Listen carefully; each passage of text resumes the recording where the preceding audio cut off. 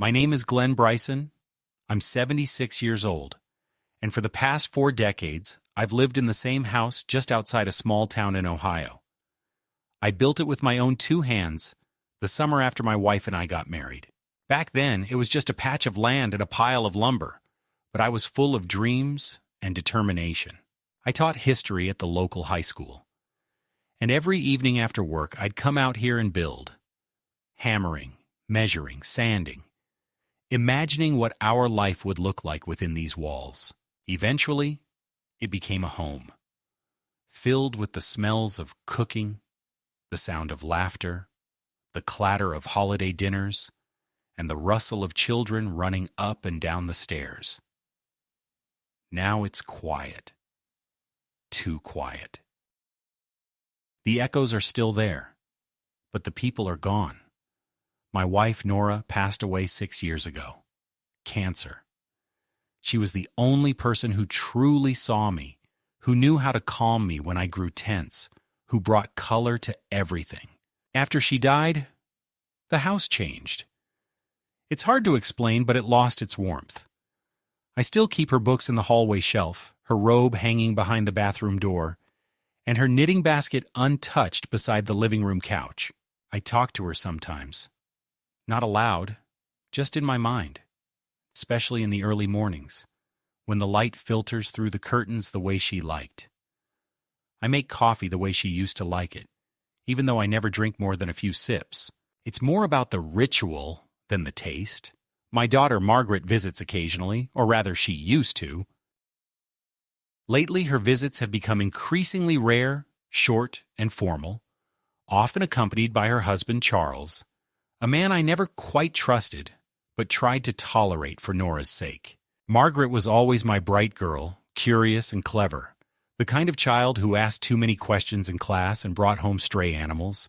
I loved her with all the awkward tenderness of a man raised to show strength but who found himself helpless in the face of a child's innocence. As she grew older, she changed. Or perhaps I changed. Or perhaps we both did. Either way, something shifted between us, subtly at first, then all at once. She became distant, efficient, polite but cold. After Nora's funeral, she said we should start talking about transitions, about simplifying my life, reducing risk, considering professional help at home. She meant well. At least I tried to believe she did. But there was something about the way she said risk that stayed with me. I've never had problems managing on my own. I do my own shopping, I pay my bills, I tend the garden, and even mow the lawn. Though I admit it takes me longer now. My knees aren't what they used to be, but my mind is clear. I read constantly. History books, newspapers, biographies. I still do crossword puzzles every Sunday, and I rarely make a mistake. I'm not senile. I'm not losing touch. But lately, I've begun to wonder whether my clarity matters to anyone, because people are treating me like I'm fading. It began subtly. One neighbor, Mrs. Hanley, stopped waving. Then the cashier at the pharmacy asked if I needed help remembering my PIN. Then one afternoon, I saw Margaret in the driveway talking to our neighbor Kevin. They didn't see me watching through the upstairs window. I couldn't hear what they were saying, but Margaret kept shaking her head and gesturing toward the house. Kevin nodded solemnly, like he was being told about someone who had started leaving the stove on or wandering at night. A few days later, I overheard the mailman whispering to someone at the edge of the lawn, "Yeah, it's real sad. He's not all there anymore." That phrase. Not all there. As if I were already gone. I didn't confront Margaret about it at first. I wanted to give her the benefit of the doubt. Maybe I'd misread the conversation. Maybe the mailman was talking about someone else. Maybe the problem was me, becoming suspicious, bitter. But the feeling wouldn't go away. I began noticing things, calls that went unanswered, plans that were made without consulting me, sudden decisions presented as already finalized.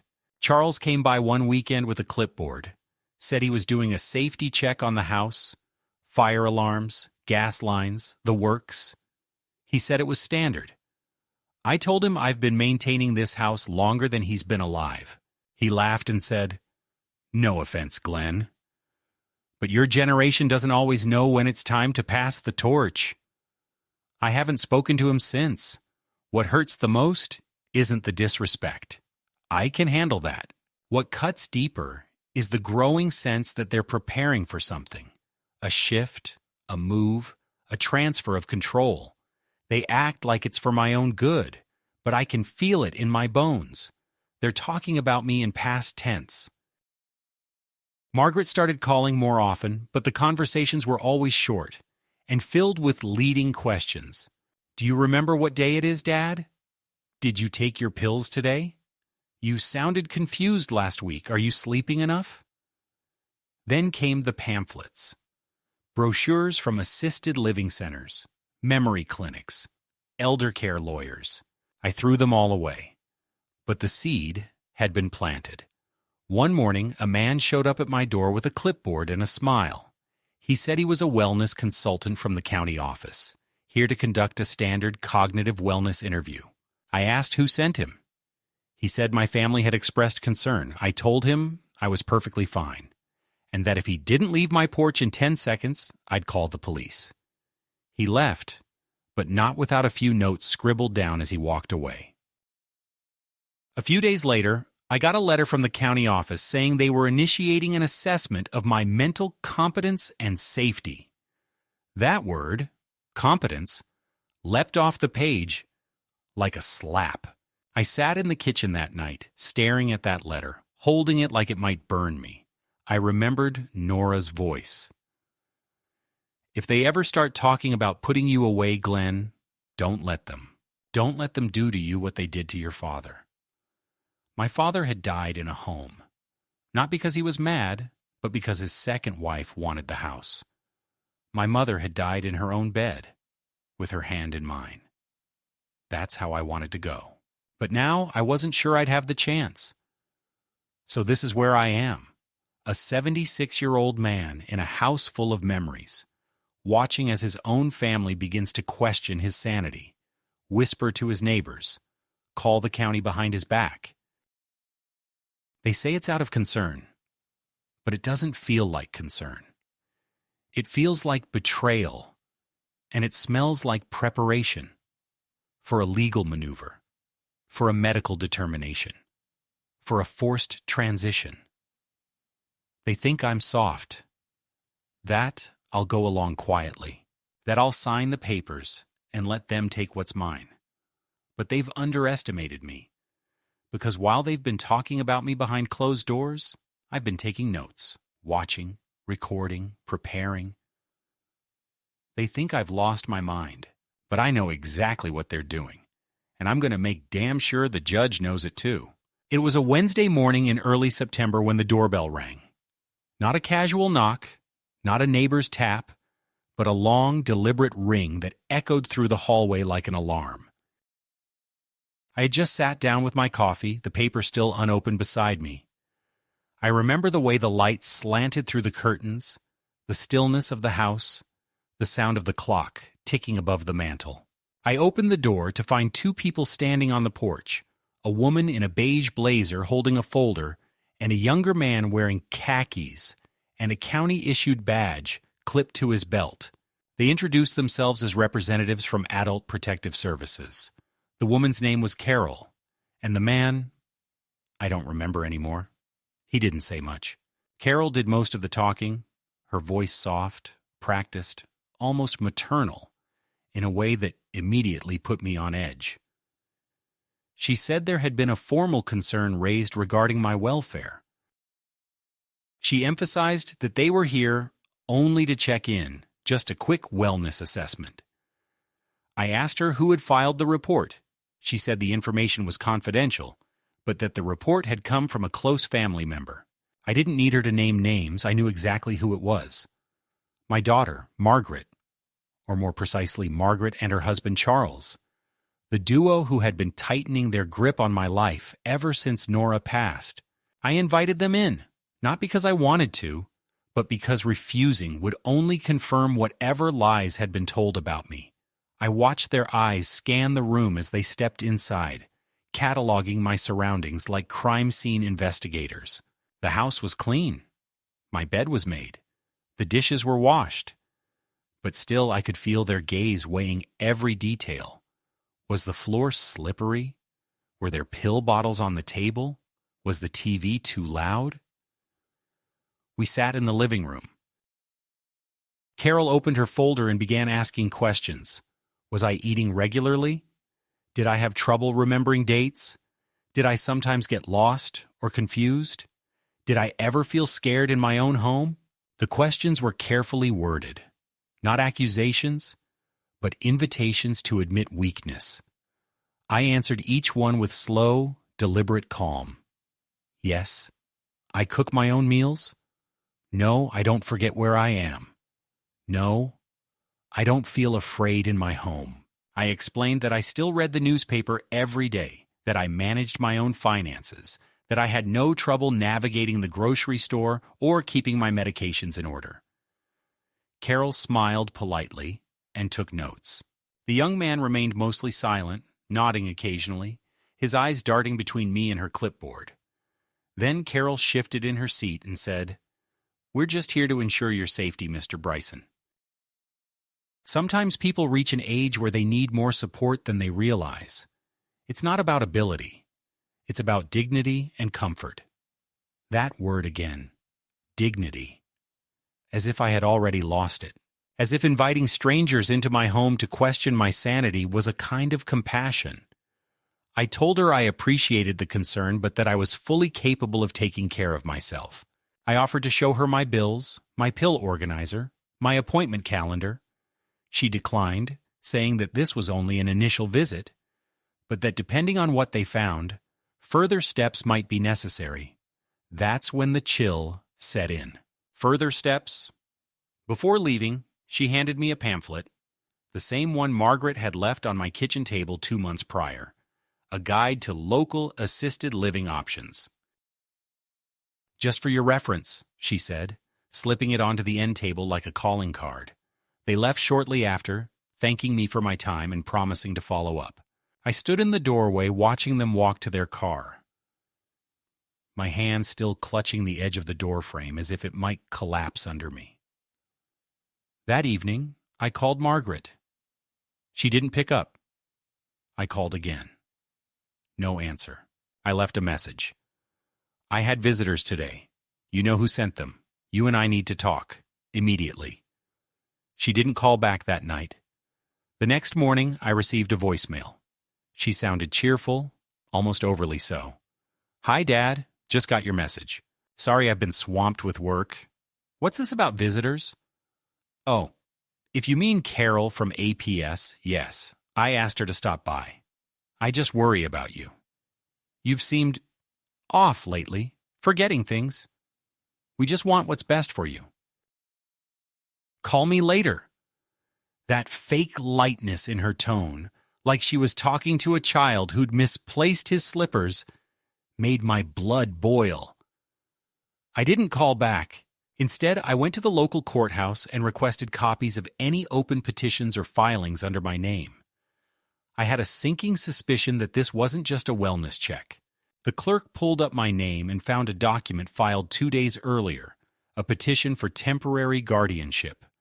The petitioner's name? Margaret H. Bennett, my daughter. The document claimed that I had shown signs of cognitive decline, had failed to maintain a safe living environment, and had expressed paranoid delusions. I stared at the words, numb, delusions, unsafe, decline. Every line was a lie, a weapon dressed as a concern. According to the petition, Margaret had requested that Charles be named as temporary guardian, pending a court evaluation. My daughter and her husband weren't just trying to help. They were trying to take over. When I got home, I didn't eat. I didn't turn on the TV. I sat in my chair, staring at the photograph on the mantel. Nora in her favorite summer dress, her smile forever caught in soft light. I imagined what she would say if she were here. "Don't let them do this, Glenn," she'd whisper. "You still have fight left in you." And I did. My mind may have aged, but it hadn't softened. I knew I needed help, so I called the one person I could still trust. Robert Morgan, a former student of mine turned attorney. He had sent me Christmas cards for years, and always told me to call if I ever needed legal advice. He picked up on the second ring, and within 20 minutes, we had a plan. The first step was securing a proper medical evaluation. From a real doctor, not one handpicked by Margaret and Charles. I booked an appointment with Dr. Elaine Foster, a neurologist at the local hospital, who agreed to run a full cognitive panel. I passed every test. My memory, reflexes, attention span. All normal for my age. Dr. Foster even wrote a letter stating that in her professional opinion, I was fully capable of managing my affairs and making independent decisions. Robert added this to our defense package and began building a timeline of events, the pamphlets, the manipulative phone calls, the sudden wellness visits. He requested access to my bank records and found something even more alarming. Multiple attempts by Charles to access my financial information through joint authorization requests. They'd been preparing for this for months, but the most damning piece came from my security camera. Months ago, I had installed a small motion-activated camera above the garage, mostly to keep an eye on raccoons and delivery packages. I never thought I'd use it for something like this. One of the accusations in Margaret's petition was that I had left the stove on and nearly caused a fire, a fabricated story to demonstrate cognitive impairment. But the footage from 2 weeks earlier showed Charles entering my house, a Charles with a spare key while I was out for groceries. He went into the kitchen, turned on the stove, and left it burning for over an hour before returning. It was all on tape. Proof that they weren't just misjudging me, they were setting me up. I sat at my desk and wrote everything down. Dates, conversations, suspicions. I began keeping a journal, not as a diary, but as a record. Every call, every visit, every look from a neighbor, because I knew where this was going. The petition had been filed. The judge would set a date, and when that day came, I'd be ready. I would walk into that courtroom with my head high and my facts in order. They thought they could paint me as a senile old man clinging to a memory, but they were wrong. I wasn't fading, I was fighting, and this fight had just begun. 2 weeks after the petition had been filed and I had begun working with Robert, the tension around me started to condense. Not like a storm breaking all at once, but like heavy fog slowly swallowing the landscape. I noticed it in the way my phone would ring, and when I answered, there would be a pause, then a click. I noticed it in the sudden quietness from my neighbors. People who had known me for 30 years now crossing the street instead of waving from their porches. One morning, I stepped outside to collect the newspaper and found that someone had taped a flyer to my front door. "Do you know a senior at risk?" It was from a local outreach group, the kind that partners with Adult Protective Services. At first, I thought it might have been a mistake, but then I saw that the flyer was addressed to whom it may concern at 144 Winterberry Road, my address. It wasn't a mistake, it was deliberate, and it felt like a warning disguised as outreach. I took it down and folded it neatly into my growing folder of evidence. I didn't get angry, not in the way you'd expect. I got quieter, more watchful. That's what they didn't understand. They thought I would rage or cry, but instead I did what I had done my whole life. I studied the patterns, I wrote them down, and I prepared. 3 days later, the sheriff came to my door. A real uniform this time, not a clipboard and a smile. He was polite but firm, and he handed me a formal court summons. The guardianship hearing had been scheduled. October 12th, 10 a.m., County Family Court. I was to appear before the judge and respond to the claims made by Margaret and Charles Bennett. The document included a summary of the claims, and reading them felt like stepping into a distorted mirror. Vaguely recognizable details warped into a grotesque image. According to the petition, I had become increasingly erratic, exhibited signs of paranoia, frequently forgot appointments, and had been witnessed wandering the neighborhood confused. I read that line twice, blinking. Wandering? I walk to the corner store once a week and greet every clerk by name. I've never once been lost in my own neighborhood, but facts didn't seem to matter anymore. It was all about framing, perception, narrative. And in that narrative, I was being quietly erased. I went to the hardware store that afternoon and purchased a new set of locks. I replaced everyone on the doors and windows by sundown, sweating in the early autumn heat, not because I feared a break-in from strangers, but because I feared access from the people I once called family. Charles still had a key. I remembered him asking for it a year ago, just in case something happened. Back then I thought it was a gesture of concern. Now I saw it for what it really was. Reconnaissance. That evening, I disconnected the landline and bought a prepaid cell phone. I didn't tell anyone the number, not even Robert, until we met the next day. I told him about the sheriff, about the flyer, about the neighbors going silent. He nodded, taking notes, always calm. That was Robert's strength. No drama, just clarity. He said we had a strong defense, especially with the medical letter and the video footage, but that we'd need more than proof. What they're counting on, he said, is that the court will lean toward safety, toward caution. You don't have to be declared incompetent, Glenn. All they need is to raise enough doubt. But if we can show this isn't about concern, it's about control, then we've got a real shot. The next escalation came from a direction I hadn't expected. My bank. I'd gone in to check my account balances, just routine, and was told that access had been flagged for review. When I asked why, the teller, a young man named Thomas, who knew me by name, said it was due to a family-initiated alert, suggesting that there may be unauthorized activity on the account. I stood there stunned, trying to remain composed as he pulled up the records. The alert had been placed by Charles Bennett 3 days earlier. He had claimed in a written statement that I had expressed confusion about recent withdrawals and requested that the bank freeze large transactions pending a review. I asked to speak with the branch manager. Eleanor, a woman in her 50s who'd been with the bank for decades, came out and ushered me into her office. When I explained what was happening, her face fell. "Mr. Bryson, I'm so sorry. We have to act on these alerts. But if you'd like to file a counter statement and formally revoke third-party access, we can begin the process today." I signed the papers immediately. Eleanor promised to expedite the removal of any shared privileges and restore my full access. "It happens more often than you'd think," she said, almost whispering. "Families trying to take control too soon or too forcefully." I thanked her and left, my hands trembling slightly as I walked back to the car. It wasn't the inconvenience.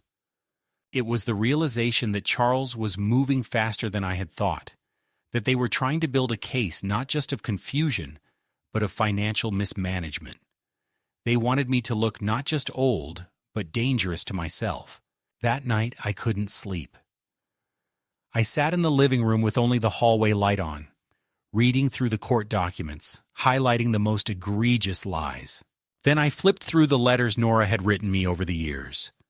Birthday cards, notes left on the fridge, scribbled lists with hearts at the bottom. They reminded me who I was. They reminded me that my life had value.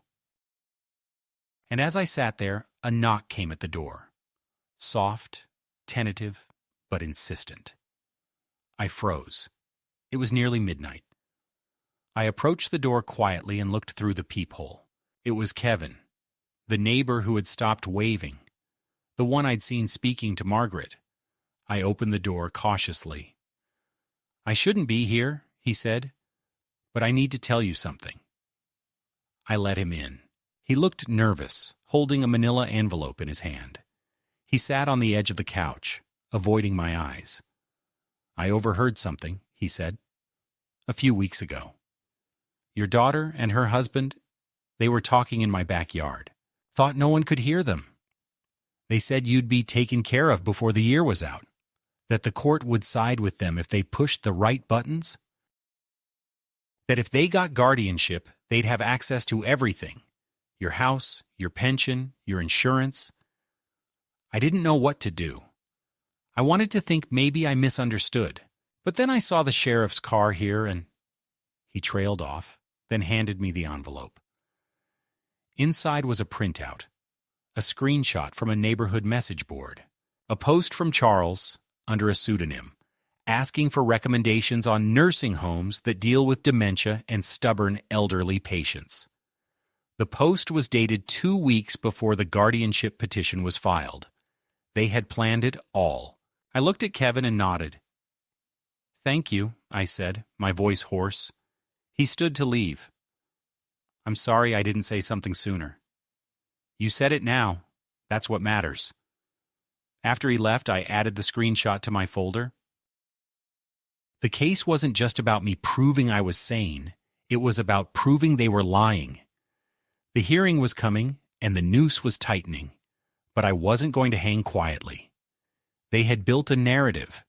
I was building a counter-narrative. The truth. And the truth had teeth.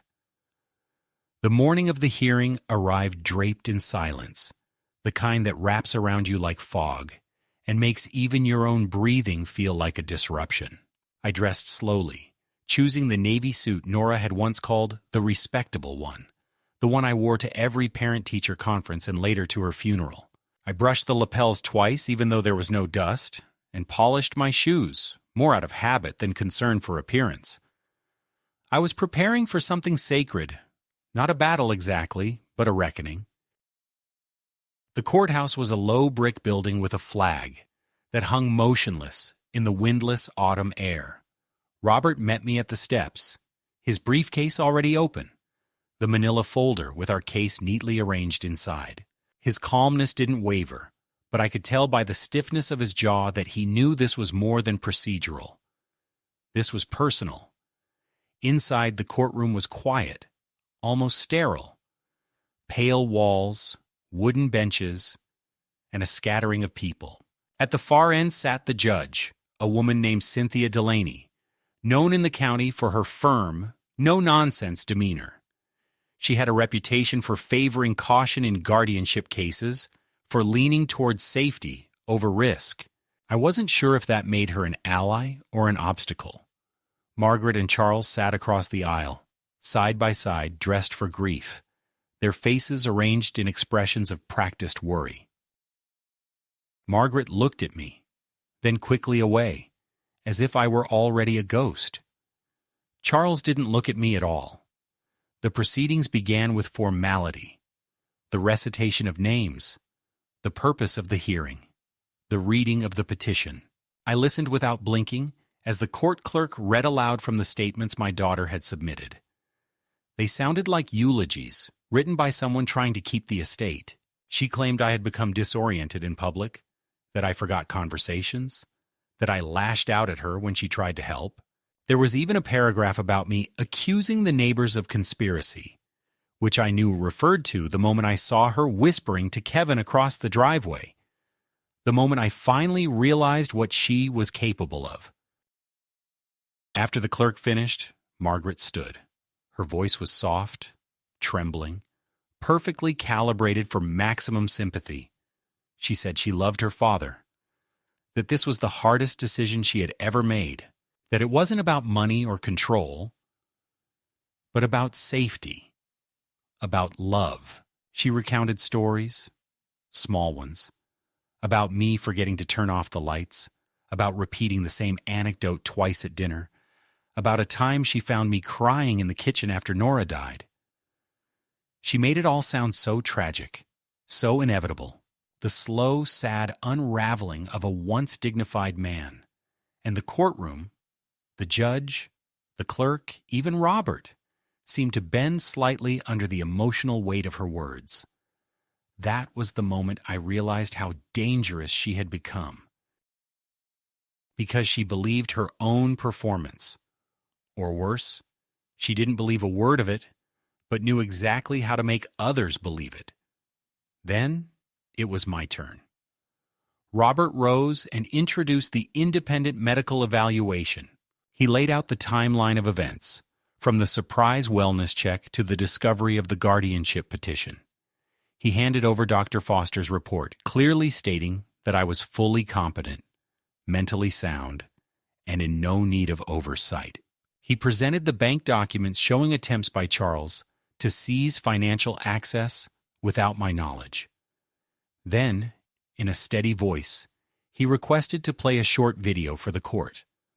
The judge allowed it. The footage from my security camera filled the screen. Charles entering my home, turning on the stove, leaving. Returning an hour later, the courtroom was dead silent. Charles stiffened. Margaret's face blanched. For the first time, the judge leaned forward. "Mr. Bryson," she said, "do you have anything to add?" I stood. My knees were stiff, but my voice was steady. I spoke not like a man defending himself, but like a man explaining a lesson, something I had done 1,000 times before in a classroom. I told the court I had lived in that house for 42 years. I built it. I maintained it. I cared for my wife until the day she died in the same bedroom we had painted together as newlyweds. I told them I still cooked my own meals, still paid my own bills, still remembered every name of every student I'd taught for over 3 decades. I told them about the day my daughter stopped visiting, the day she started calling only when she needed something. I told them how it feels when your child speaks of you as if you were already gone. Then I paused and looked at the judge. "Your Honor, I am not confused. I am not delusional. I am not fragile. I am angry.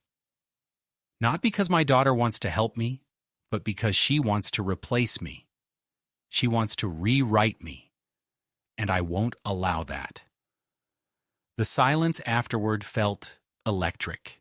The judge cleared her throat, asked a few procedural questions, then adjourned the session, saying she would issue her ruling within a week.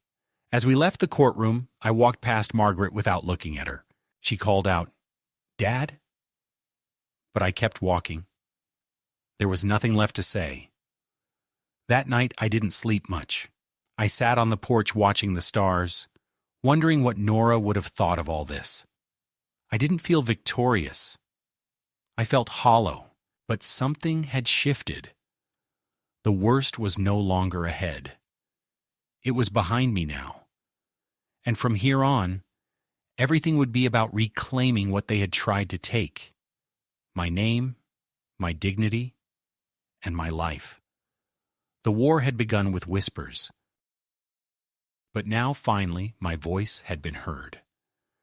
The days following the hearing passed in a strange, drawn-out tension, like the air before a thunderstorm that never quite breaks. I kept waiting for the judge's decision, waking up each morning hoping that a letter or a call might arrive, something definitive to tell me whether I still owned my own life. But the days stretched on, each one thick with uncertainty, until finally a plain white envelope appeared in my mailbox, its seal marked by the county court. I opened it in the kitchen, standing by the counter where Nora once used to make coffee in the mornings, and read the words slowly, my heart thudding harder with each line. The judge had ruled in my favor. The guardianship petition was denied. I had been found competent, fully in control of my faculties and decisions, and all attempts by Margaret and Charles to assume legal authority over my affairs had been formally dismissed. For a brief moment, I allowed myself to feel something close to relief, even victory. But that feeling quickly curdled into something sharper, because what should have ended the battle, a court ruling, a declaration of autonomy, did not stop them. If anything, it made them more dangerous. The day after I received the letter, I went into town to pick up some groceries, and when I returned, I found the garage door slightly ajar. That in itself might not have been strange. Sometimes the wind catches it if it hasn't latched properly. But this time, I knew I had closed it, had even double-checked it when I left. Inside, nothing was stolen, but someone had been there. A few of the boxes stacked in the corner had been moved. My tool chest had been opened, and on the floor, near the back wall, I found a set of footprints I didn't recognize. Heavier, broader than mine. I installed a second camera that night, one that covered the rear of the property, and changed the locks again. Whatever they were planning, they hadn't accepted defeat. They were still watching, still probing for a weakness. 3 days later, Robert called me with a voice full of restrained anger. "They've filed a motion for reconsideration," he said. "They're trying to submit new evidence, claiming that since the hearing, you've exhibited further signs of decline. They've attached a letter from a new physician, Dr. Harold Bloom." I didn't recognize the name. "He's not your doctor," Robert confirmed. "He's someone they brought in."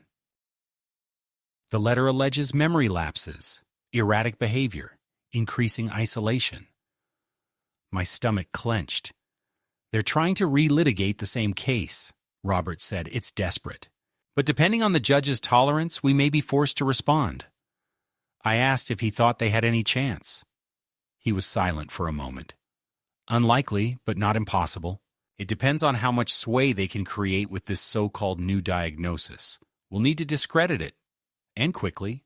I spent the next day gathering documents, calling Dr. Foster to reaffirm her statement, and drafting a sworn affidavit detailing my activities since the hearing. It felt absurd, like I was a criminal trying to prove my innocence after already being acquitted. But I did it.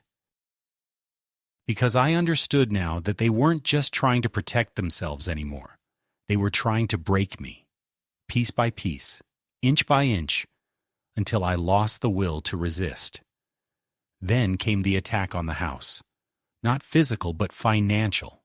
I received a letter from the county tax office stating that a request had been submitted to reassess the property based on potential safety hazards: mold, foundation instability, fire risk. The complaint had been anonymous, but the timing was no coincidence.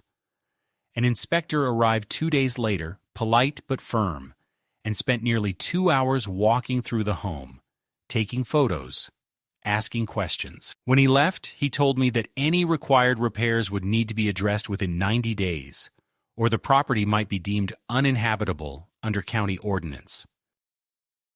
I asked him plainly, "Did my daughter put you up to this?"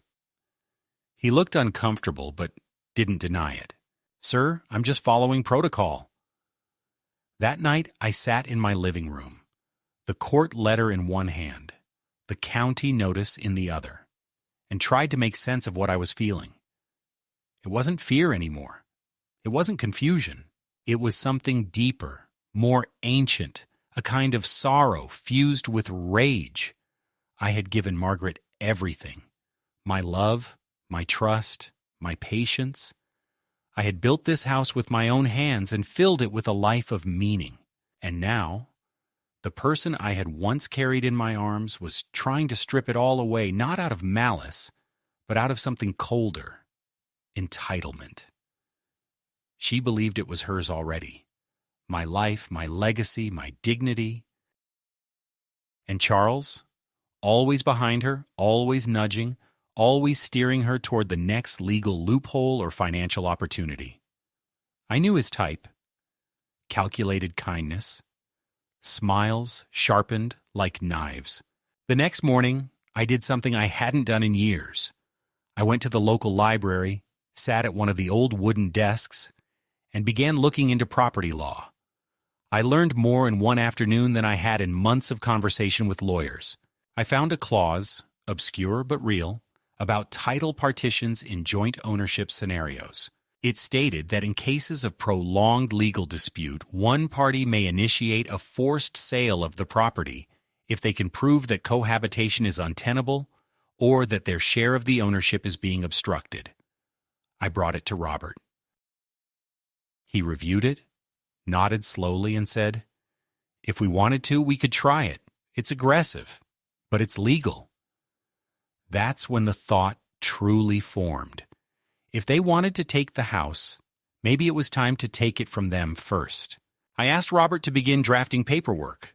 Meanwhile, I contacted an appraiser, a woman named Lila Page, who came highly recommended, and scheduled a full evaluation of the property. When she arrived, she was brisk, efficient, and not the least bit fazed by the tension in the air. "People do this a lot," she said. "Family property disputes. You wouldn't believe how often." She walked through every room, asked smart questions, complimented the craftsmanship, and told me quietly as she packed up her kit, "This place is worth more than they realize.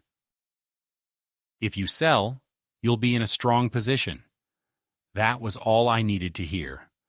By the time Margaret and Charles received the notice of intent to sell, I had already moved half my belongings into storage. I knew what their reaction would be, and I wasn't wrong. The next morning, my phone, the prepaid one, rang. I didn't recognize the number, but I answered. Margaret. Her voice was cold, brittle. "You're making a mistake," she said. "This is vindictive." I didn't argue. "You think you're punishing us, but you're just hurting yourself." I asked her if Charles was listening. She paused, then said, "Yes." "Good," I said. "Then hear me clearly. You started this. I'm just finishing it." She hung up.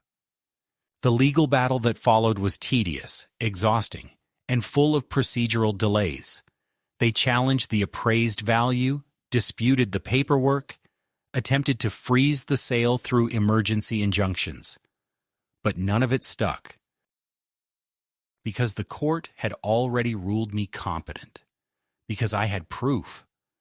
Because I wasn't alone. And because I was no longer afraid to act. What began as a desperate defense had become, at last, an offense. I wasn't just holding on to my life anymore. I was reclaiming it. And I would not be denied. It was a gray November morning when I received the message that the final hearing had been scheduled.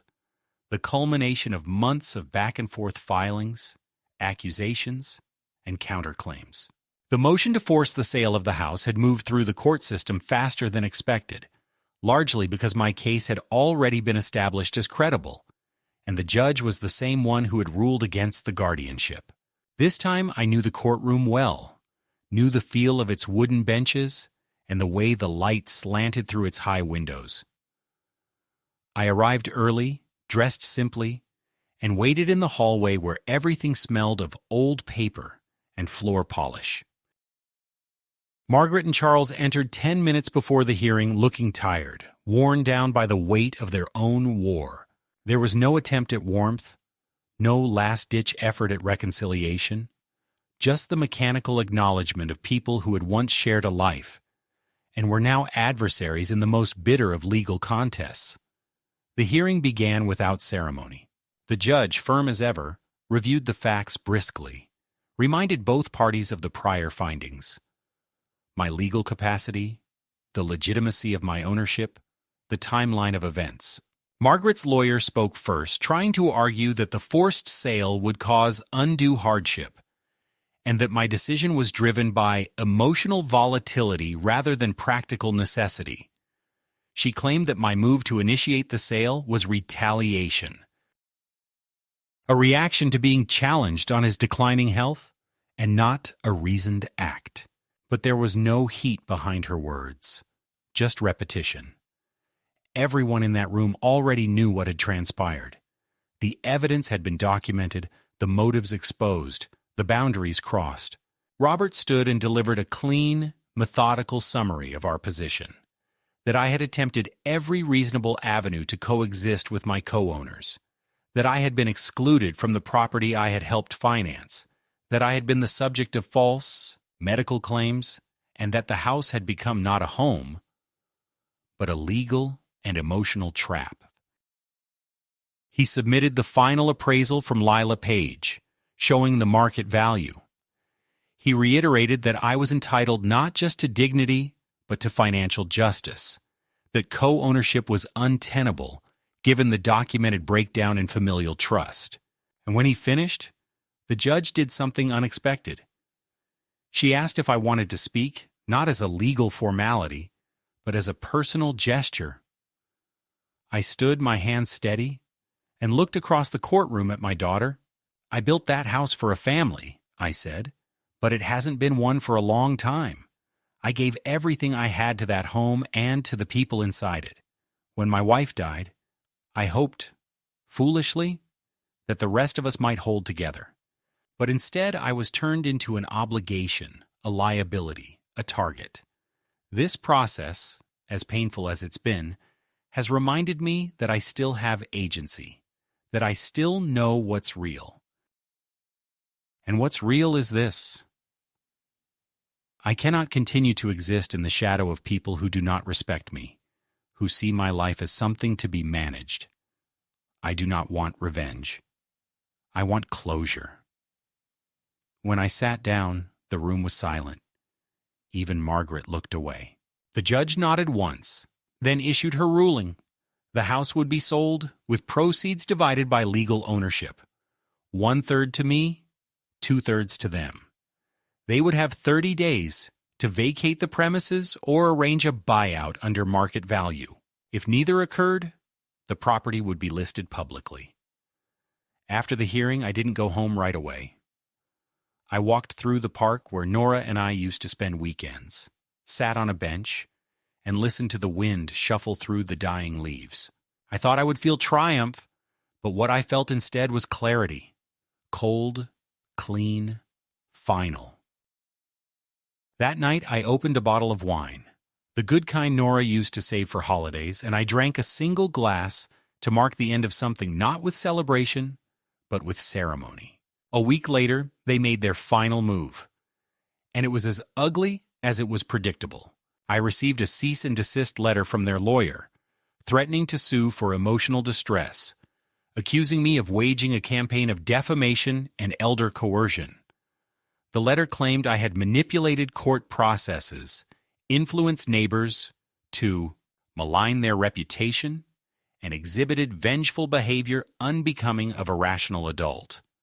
I showed it to Robert, who scanned it and laughed for the first time in months. "It's hollow," he said. "They're flailing. They can't stop what's coming, so now they're trying to scare you." He was right. I didn't even bother replying. 2 days before the court-imposed deadline, Margaret called me. Her voice was unsteady, frayed. She didn't beg. She didn't apologize. She asked me one question: "Why are you doing this?" I told her the truth. "Because you stopped seeing me as a father and started seeing me as an asset. And now I'm reminding you that I was never yours to manage." She was silent for a long time. Then she said, "You'll die alone." I answered, "I already have. You just never noticed." Then I hung up. The line stayed dead after that. 30 days later, the house was listed. Within a week, it had 3 offers. Within a month, it was under contract. And within 6 weeks, I had a check in hand and a new place of my own. Smaller, but brighter. Quieter, but lighter. I filled it only with the essentials: books, photos, Nora's shawl, and left the rest behind. What I took with me was not bitterness, not vengeance, but something sharper and more enduring. The knowledge that justice, when pursued patiently and without compromise, can still find its mark. The first morning in my new home, I woke before dawn, not from noise or nightmares, but from the unfamiliar silence. The windows were cracked just slightly, and the air that drifted in was cool and damp, the scent of soil and rain rising from the ground like a quiet resurrection. There were no ghosts in this place yet, no marks on the walls from Nora's hand, no lingering echoes of slammed doors or whispered threats, just stillness and space. I brewed a pot of coffee, not out of habit, but to mark the beginning of something new.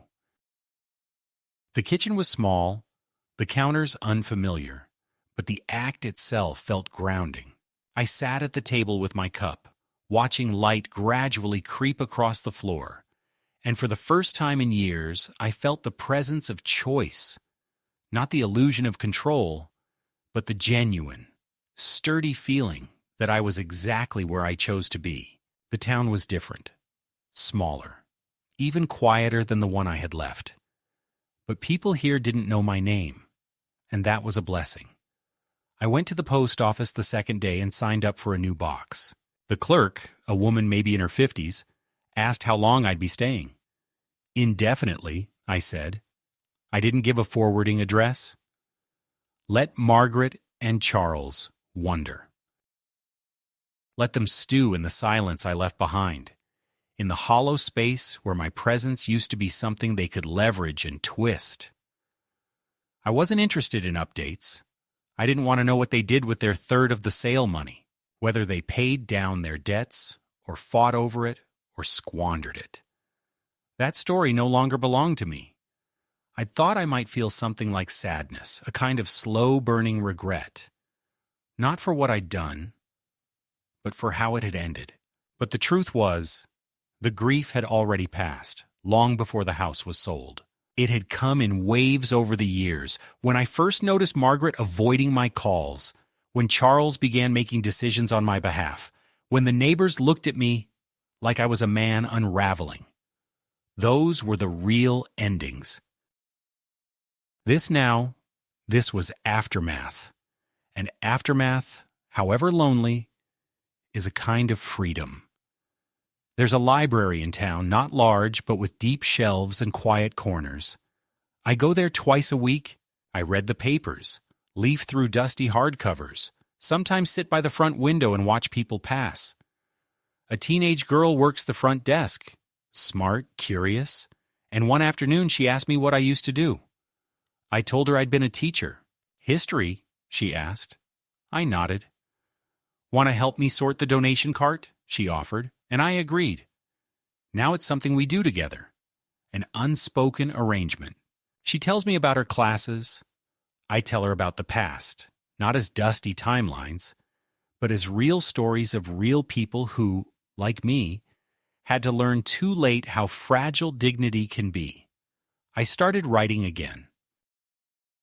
Not memoirs, nothing dramatic or bitter, but reflections, fragments, pieces of things I remember. I write them in longhand, in a spiral-bound notebook Nora once bought for me on a whim, thinking I might try poetry someday. I never did, but now I write small truths. What it felt like to watch a daughter turn cold, the sound of a door closing with finality, the way betrayal isn't a single moment, but a slow accumulation of neglect. I don't know if anyone will read it. I don't care. It's not for them. It's for me.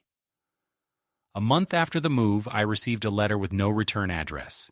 Inside was a photo, one I hadn't seen in years, of Margaret as a child, sitting on my shoulders, her hair wild in the wind. No note, no signature. I studied the picture for a long time, then placed it in a drawer, not out of hatred, but because I finally understood something. Love doesn't always die in flames. Sometimes it just retreats quietly into the past, where it belongs. I don't know how many years I have left, but I know this. I will spend them on my own terms. I will plant tomatoes in the spring, drink coffee on the porch in silence, maybe write a letter to an old student. I will live small, but true. And if the world forgets me, if I become just another quiet man in a quiet house at the edge of town, that's fine, because I remember. I remember who I was, what I endured, and what I refused to surrender. Let that be enough. Let that be my final word.